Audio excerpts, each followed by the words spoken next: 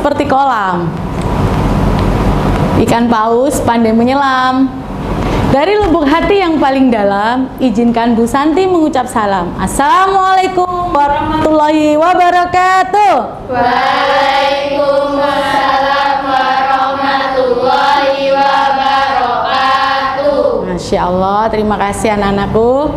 Baik, pada pagi hari ini kita akan melaksanakan pembelajaran matematika. Nah, sebelum mulai pembelajaran, kita berdoa terlebih dahulu ya. Oke, silakan Mbak Aulia untuk memimpin doa.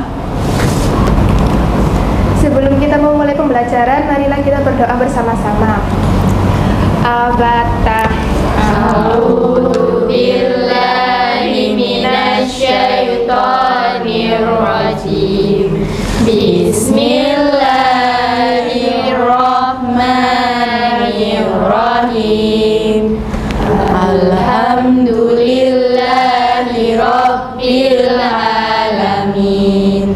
Ar-Rahmanir-Rahim.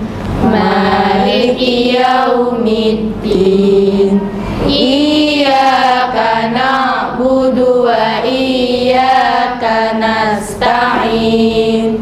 Ihdinas siratal mustaqim. Siratal ladzina an'amta 'alaihim ghairil maghdubi 'alaihim waladdallin. Amin. Raditu billahi rabba wa bil islami dina wa bi Muhammadin nabiyya wa rasula. Rabbi zidni ilma warzuqni fahma bi rahmatika ya arhamar rahimin. Amin. Alhamdulillah, kita sudah berdoa bersama-sama. Semoga pembelajaran kita hari ini diberkahi Allah dan bermanfaat untuk kita semuanya. Baik anak-anakku, selanjutnya Ibu akan memeriksa kehadiran. Apakah hari ini semuanya masuk? Masuk semua ya?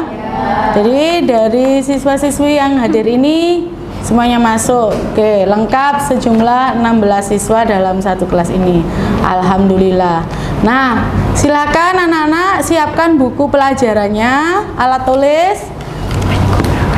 Oke, sudah siap semuanya? Boleh disiapkan handphonenya karena kita nanti akan menggunakan handphone untuk pembelajaran hari ini. Baik. Anak-anakku, agar menambah semangat, Bu Santi ingin tahu nih kesiapannya. Are you ready? Ready. Are you ready? Yes. Ayo keras amat. Are you ready? Yes. Oke, yuk kita nyanyikan yel-yel kita yang seperti biasanya. Siap ya? 1, 2, 3. Matematika asik, asik, asik. Matematika asik, menyenangkan. Oke, terima kasih. Kita tepuk tangan buat hari ini. Nah, anak-anakku, hari ini Bu Santi akan mengulik nih. Nah, matematika bersuara. Jadi tema kita hari ini adalah matematika bersuara, mengulik data pilpres lewat angka dan grafik. Materinya adalah materi statistika. Nah, kita lanjutkan slide-nya. Baik, sebagai pertanyaan pemantik awal, tahu gambar ini ya? Tahu. Siapa ini? Prabowo. Oke, Bapak Prabowo. Bapak Prabowo itu siapa? Presiden kita ya. Oke, Presiden Indonesia. Ada yang mau disampaikan nggak tentang gambar ini? Silakan. Siapa yang mau menyampaikan pendapatnya? Tidak. Oke, selanjutnya. Nah, kira-kira bagaimana Bapak Presiden ini bisa terpilih ya? program kerja. Oke, silakan Macung, Mbak Wahyu. Program kerjanya. Program kerja. Kenapa program kerjanya Pak Prabowo? Mungkin itu masuk di kalangan masyarakat. Oke, masuk di kalangan masyarakat ya. Memihak masyarakat, memihak rakyat seperti itu. Oke, Mbak Abi tadi bersuara.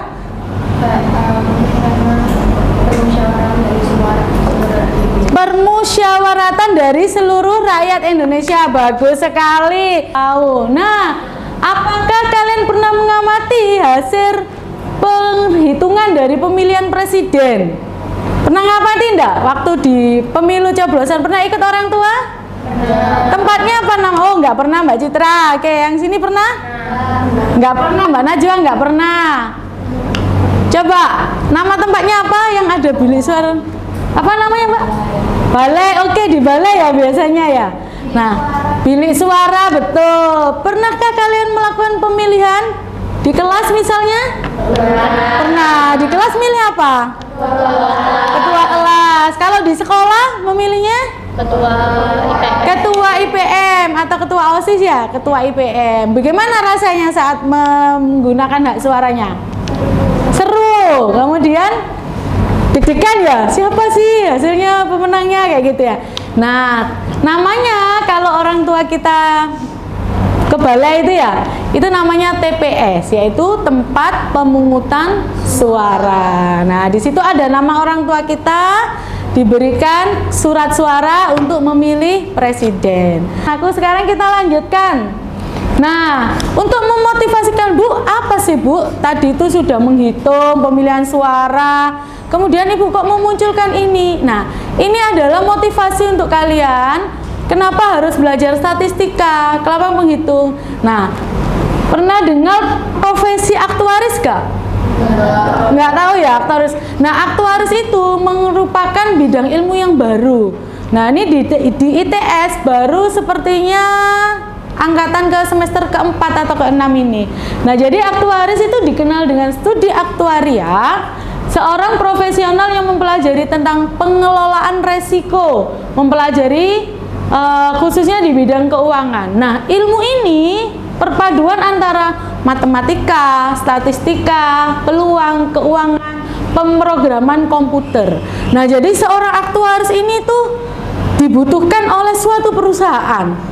Biasanya tuh minimal satu aktuaris satu perusahaan. Gajinya itu puluhan juta anakku. Jadi baru direkrut aja gajinya puluhan juta. Karena dia apa? Dia pandai dalam pemrograman komputer. Nah, sekarang di kurikulumnya anak-anak kan ada pembelajaran informatika ya.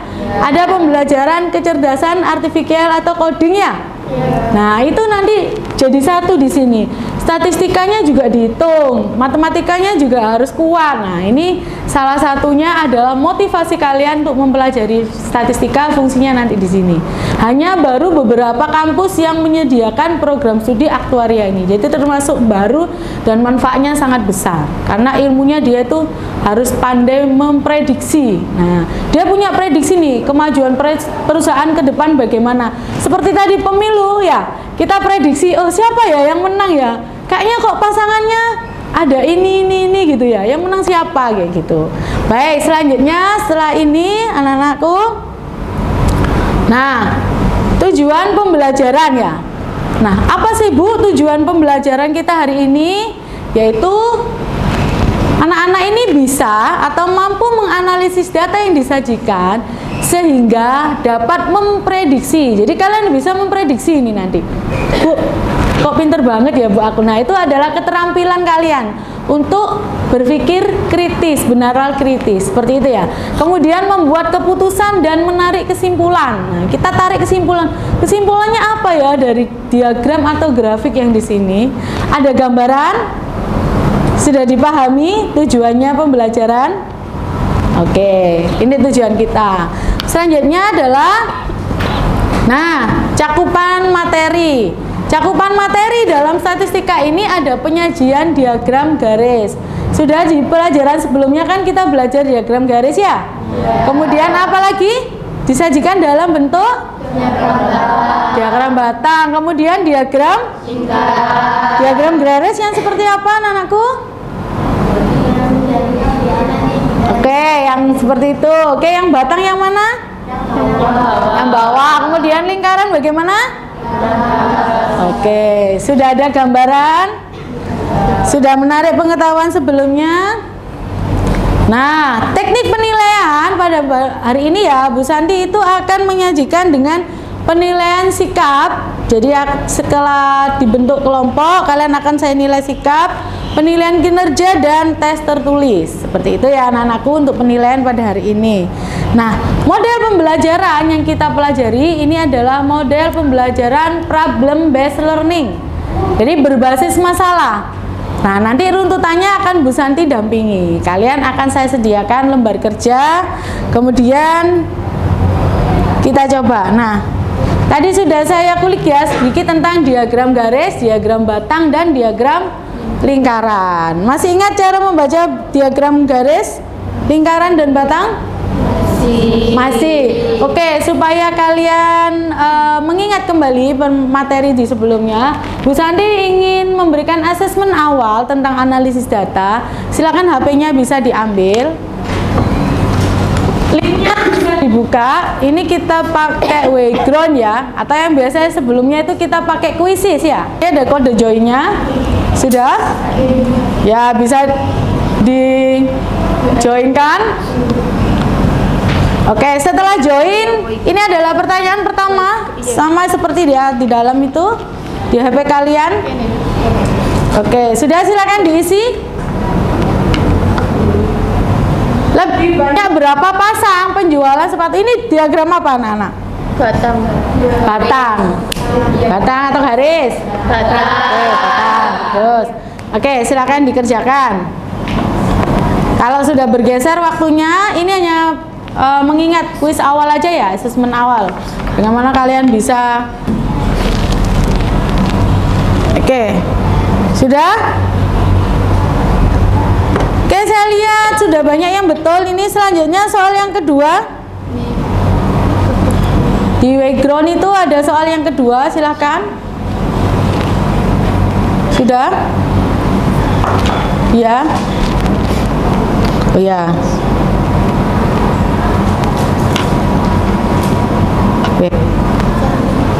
Sudah. Kodenya ada di bangku kalian masing-masing. Di atas 80%. Oke.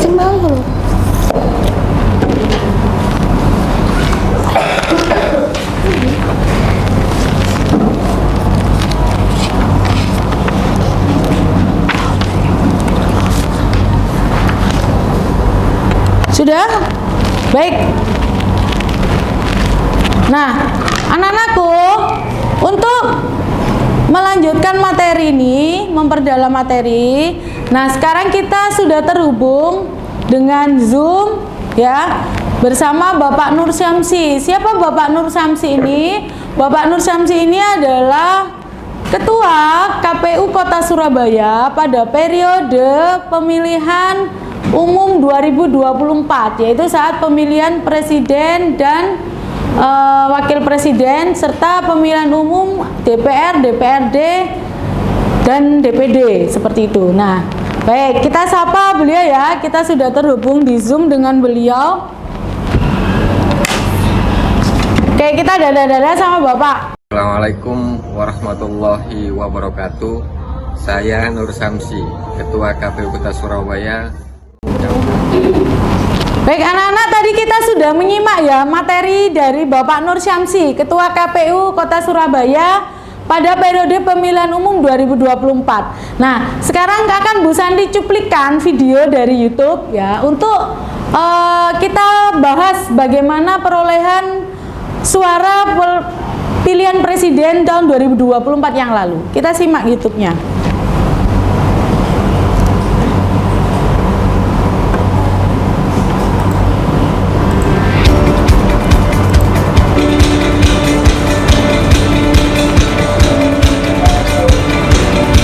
Data quick count ya. Oke, dari beberapa lembaga survei yang ada di Indonesia. Ini hasil quick count.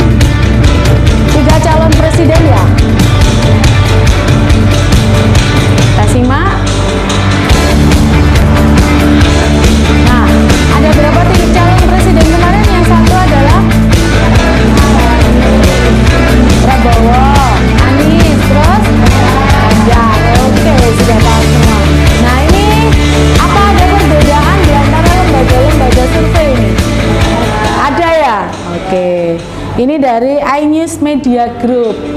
Oke, sudah cukup ya videonya Ibu tayangkan. Nah, ini dari sini perolehan yang besar itu yang mana? Prabowo kan ya? Prabowo. Nah, kira-kira dari hasil quick count ini dengan hasil real count, yaitu perhitungan sesungguhnya ya. Tadi Pak Samsi kan sudah menceritakan bagaimana perolehan suara presiden itu. Nah, ini Bu Santi sajikan di sini dalam bentuk LKM, yaitu lembar kerja murid. Nah, di sini Ibu sajikan apa itu data hasil quick count dan real count. Quick itu apa? Quick artinya quick, cepat ya, cepat itu berarti kan hasil hitung cepat yang pengen tahu ya. Jadi lembaga survei ini datang dengan utusan-utusan di beberapa TPS yang sudah ditentukan atau sampling untuk mendapatkan data secara cepat. Nah, kemudian dikirim ke server mereka sehingga mereka bisa menayangkan di media sosial, di televisi, di informasi lainnya bahwa oh ini loh hasil hitung cepat. Nah, sedangkan untuk hasil hitung real seperti Pak Samsi tadi sampaikan, hasil hitung real itu dari seluruh TPS yang ada di Indonesia dikumpulkan. TPS ke tingkat, TPS itu kan dari RT RW ya, terus ke tingkat kelurahan, dari tingkat kelurahan dikumpulkan ke tingkat kecamatan, dari kecamatan dikumpulkan di tingkat kota atau kabupaten, kemudian tingkat KPU provinsi sampai KPU RI, sehingga didapatkan hasil real count. Nah, sekarang kita simak anak-anakku hasil quick count, hasil real count. Kira-kira ada yang menyampaikan pendapatnya dulu nggak? Sekilas saja tentang hasil real count dan quick count ini. Ya, silakan Pak Yu. Dari pendapatmu dari hasil ini yang mana? Ini kan yang tengah tadi. Peserta 1, peserta 2, peserta 3 ya. Calon pasangan sih kok peserta. Ini adalah pasangan 1, pasangan 2, pasangan 3 yang diperoleh. Siapa yang menang? Selisihnya banyak atau sedikit? Oke, sekarang Bu Santi bagikan lembar kerjanya. Nih, silakan didiskusikan dengan kelompok. Kelompoknya sudah Bu Santi bagi ya, berdasarkan nilai sebelumnya. Oke, silakan didiskusikan hasil penilaian real count dan quick count. Boleh berdiskusi bersama teman-temannya, boleh dibuka bukunya. Kemudian topik analisis data ya. Nah, jika ada yang belum dipahami, silakan bisa ditanyakan ke Bu Santi. Silakan ditulis nama kelompoknya. Ada 4 dan ada yang 5 orang dalam satu kelompok.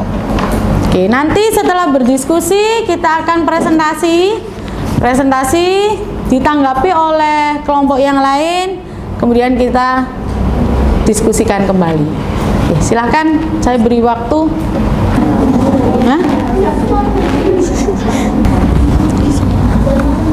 Baik, ini hasil quick count dan real count-nya ya, 58 ya. Nah, jadi di sini tuh gimana? Ada perbedaannya ya. Mereka akurat ya. Jauhnya enggak, selisihnya cuma 0, sekian. Ada lembaga-lembaga yang berbeda ya. Ada berapa lembaga ini? 1. Assalamualaikum warahmatullahi wabarakatuh. Waalaikumsalam warahmatullahi wabarakatuh. Perkenalkan, saya Abid Almaesya. Dan saya Vita. Saya Wahyuningsi. Dan saya Yasmin. Kami dari kelompok 1 akan menjelaskan jawaban kami. Sama soalnya tuh. Boleh. 1. Berdasarkan hasil quick count tanpa melihat hasil real count yang dirilis oleh beberapa lembaga survei, dapatkah kamu mengetahui siapa yang akan memperoleh suara terbanyak dalam pemilu presiden 2024? Jawabannya, ya, saya bisa mengetahuinya. Yang mendapat suara terbanyak adalah Prabowo Subianto dan Gibran Rakabuming Raka. Oke, bagus. Selanjutnya adalah adakah hasil quick count dan real count yang berbeda? Jika ada, cobalah diskusi dengan teman kelompokmu. Mengapa dan bagaimana itu terjadi? Jawabannya adalah ada sedikit perbedaan karena quick count memakai sampel, sedangkan real count menghitung semua suara. Nomor 3 adalah berdasarkan kedua data yang disajikan, kesimpulan apa saja yang kamu dapat peroleh? Kesimpulannya adalah pemenang tetap sama, Prabowo dan Gibran, dengan suara terbanyak. Dan soal keempat, analisis adalah quick count hanya prediksi, real count hasil resmi KPU perbedaannya kecil, tapi bisa tetap real count. Kan mulai dari sudah ada ya prediksi itu ya dari hasil analisis data yang disajikan ya. Nah, kira-kira real count-nya tadi dari Pak KPU tadi sudah menyebutkan bahwa yang menang adalah Pak Prabowo. Kemudian urutan teratas, urutan kedua adalah calon pasangan Anies Baswedan. Kemudian urutan ketiga calon pasangan dari Ganjar. Baik, sudah bagus. Nah, selanjutnya yang dari quick count itu ada selisih nggak perolehannya? Ada ya, sedikit ya. Karena tadi seperti jawabannya kelompok 1 hanya berdasarkan sampling ya. Dari sampling aja sudah bisa diprediksi kan siapa yang menang. Jadi selisihnya hanya sedikit karena kalau real count seluruh TPS yang ada di Indonesia itu dihitung dan direkap. Nah, sekarang yang kedua, adakah hasil quick count dan real count yang berbeda? Ada ya. Semua tadi jawabannya ada? Oke, jika ada, diskusikan dengan kelompokmu apa yang terjadi. Tadi kalau kelompok 1 menjawab karena sampling, yang lainnya adalah seluruhnya. Kalau kelompok 2, jawabannya adalah karena tidak resmi. Oke. Real count resmi sudah disahkan ya. Oke, bagus. Tepuk tangan dong untuk kelompok 2. Sekarang tepuknya tepuk salut. Tepuk salut. Salut.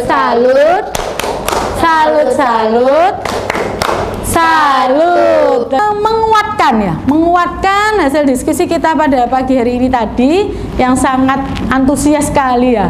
Ada Pak Prabowo, ada Pak Ganjar, ada Pak Anies kayak gitu. Pasti ini pendukungnya beda-beda ya. Atau sama semua? Enggak. Oke, saya ingat loh waktu dulu apa itu pemilu itu kalian pakai meme itu ya, yang lucu-lucu gemoy itu loh. Vita ini ketawa-ketawa ini dulu. Oke, nah di sini Bu Sani ingin menguatkan untuk menggunakan grafik saat menyelidiki data. Nah, dari diagram batang ini bisa digunakan untuk perbandingan, kan tadi tahu ya ada naik turunnya. Nah, ini untuk diagram batang ini untuk perbandingan, diagram garis untuk menunjukkan tren. Nah, trennya sudah naik daun nih. Algoritmanya for your page ya. Di for your page-nya ini yang terbaru kita apa ini tadi? Kegiatan demo ya? Oke, nanti kita diskusi lebih lanjut ya. Kemudian ada diagram lingkaran untuk proporsi. Proporsi itu bagian-bagiannya ya. Nah, tadi kan ada pecahan-pecahan seperti itu ya. Nah, jadi untuk proporsi itu bisa disajikan menggunakan diagram lingkaran. Nah, anak-anakku, data itu bisa digunakan untuk keputusan. Terus apa lagi? Pemerintahan ya. Jadi dalam pemerintahan itu, dalam bisnis, dalam kehidupan sehari-hari kita bisa menggunakan data.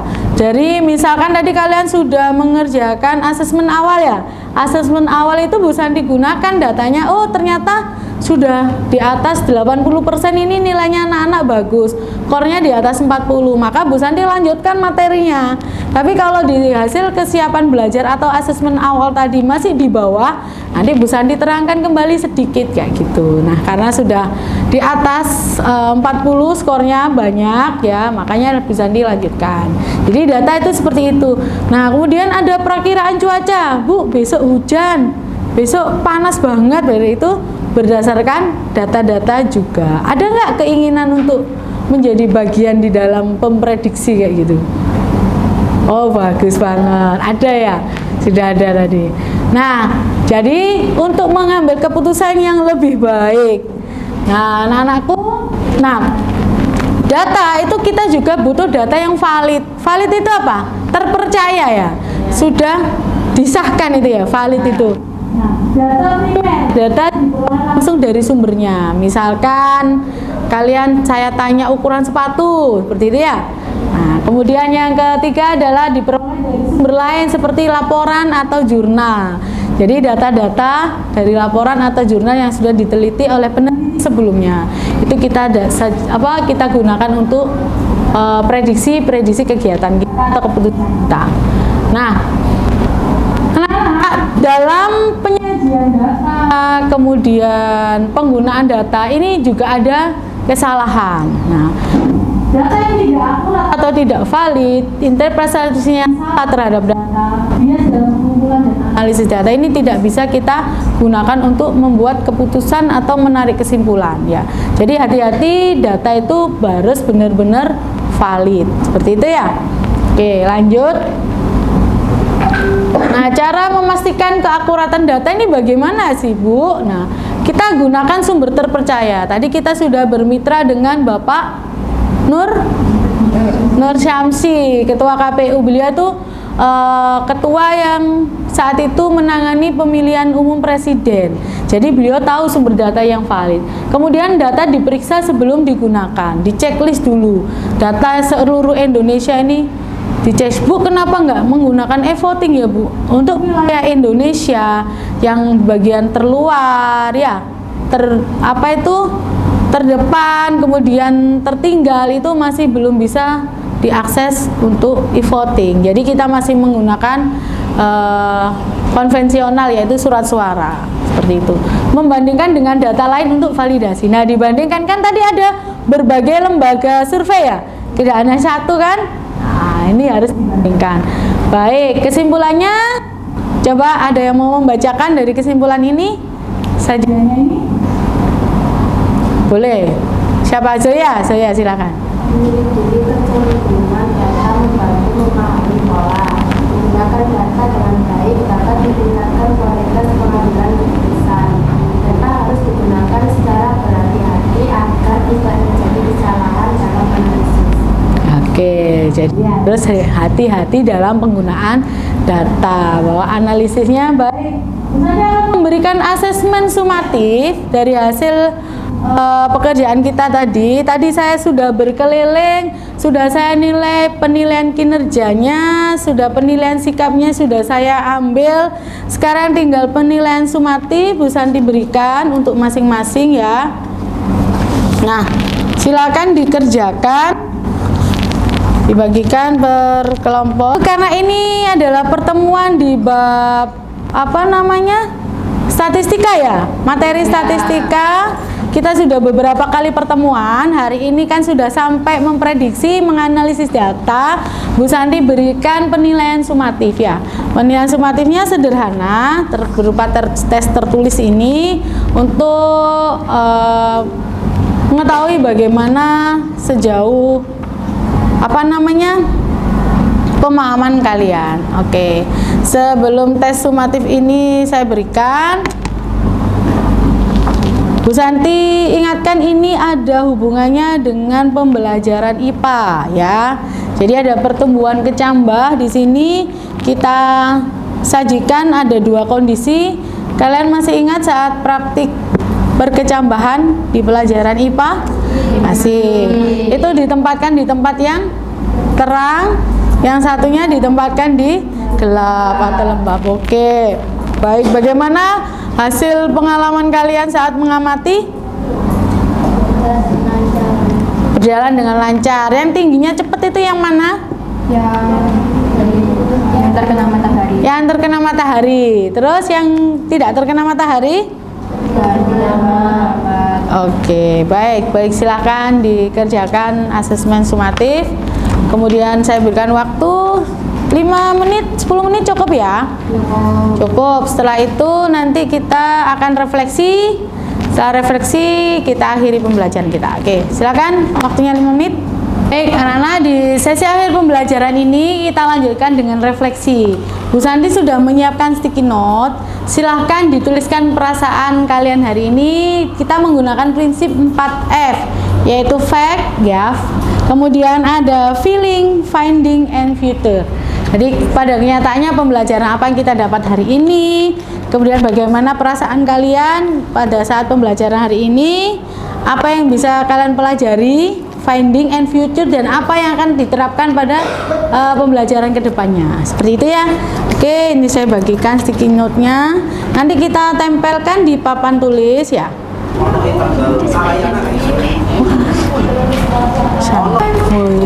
Difoto loh.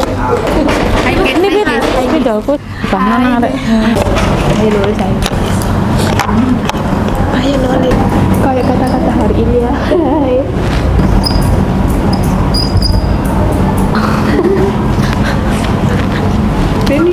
Iya nak. Fact itu apa pada pelajaran apa hari ini. Kemudian kan ada feeling, perasaanmu bagaimana pembelajaran hari ini. Kemudian finding, apa yang bisa kamu pelajari, yang kamu temukan dari hari ini, hal baru itu apa. Future itu kira-kira yang dapat diterapkan untuk pembelajaran selanjutnya atau nanti kedepannya kamu naik kelas kayak gitu, atau selanjutnya lah, pembelajaran selanjutnya yang bisa kamu terapkan itu apa.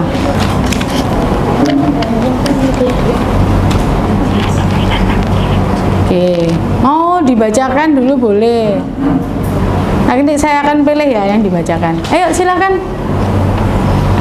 Boleh? Boleh di sini boleh. Punyanya Kak Zoya tadi, silakan diambil.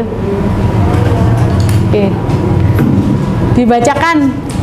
Oke, kita simak ya refleksi dari Kak Zoya. Silakan Kak Zoya. Pelajaran yang didapat pada hari ini adalah kita dapat menghitung diagram garis, batang, dan lingkaran. Perasaan saya sangat senang dan menurut saya pembelajaran ini sangat bermanfaat. Oke, terima kasih Kak Zoya. Kita beri tepuk salut buat Kak Zoya. Tepuk salut. Salut, salut. Salut, salut. Salut. Oke, kita berikan bintang buat Kak Zoya ini. Terima kasih Kak Zoya atas refleksinya. Secara keseluruhan anak-anakku, bagaimana pembelajaran kita hari ini? Seru, apalagi? Menyenangkan, asik. Bisa dipahami materinya?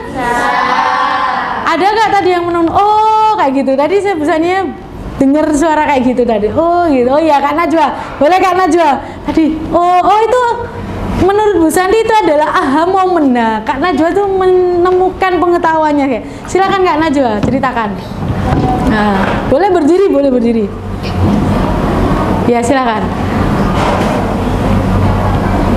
Pakai bahasanya Kak Najwa boleh.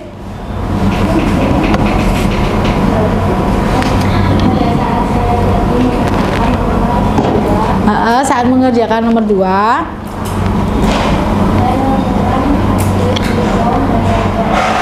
Oh, Kak Najwa menemukan ya hasil real count dan quick count-nya ya. Dan kita sudah sampai di penghujung. Tadi sudah ditarik kesimpulan, jadi data yang kita gunakan tadi sudah saya kuatkan ya. Apa materi-materi yang saya sajikan, bagaimana tadi diagram batang digunakan untuk perbandingan, kalau diagram garis itu untuk tren ya, mengetahui tren naik turun ya. Kemudian diagram lingkaran untuk proporsi ya, seperti itu. Kemudian selanjutnya materi yang pertemuan selanjutnya ini adalah di akhir kan statistik ini ya. Kita sambut selanjutnya di sumatif ya. Sumatif secara bersama-sama dalam satu sekolah kayak gitu ya. Kita cek teman-teman dari kelas lainnya, jika dari sekolah sudah diputuskan tanggal untuk sumatif tengah dan sumatif akhir, nah kita ikuti karena sudah terjadwal kan di sekolah. Matematika 1, 2, 3. Matematika asik, asik, asik. Matematika asik menyenangkan. Oke, terima kasih anak-anakku. Selanjutnya untuk menutup pembelajaran kita pada pagi hari ini, silahkan dipimpin doa Mbak Aulia. Doa penutup. Untuk menutup pembelajaran, marilah kita berdoa bersama-sama. Abata. A'udzu billahi minasyaitonir rajim. Bismillahirrahmanirrahim. Wal as innal insana lafi khusr illal ladzina amanu wa amilus solihati wa tawasau bil haqqi wa tawasau bis sabr. Bismillahi tawakkaltu ala Allah, la haula wa la quwwata illa billah. Subhanakallahumma wa bihamdika asyhadu an la ilaha illa anta astaghfiruka wa atubu ilaik. Baik anak-anakku, Bu Santi akhiri pembelajaran kita hari ini. Mohon maaf atas segala khilaf dalam beberapa jam kita bersama hari ini, dan semoga pembelajaran hari ini bermanfaat. Pulang jadilah teladan di jalan. Wassalamualaikum warahmatullahi wabarakatuh. Waalaikumsalam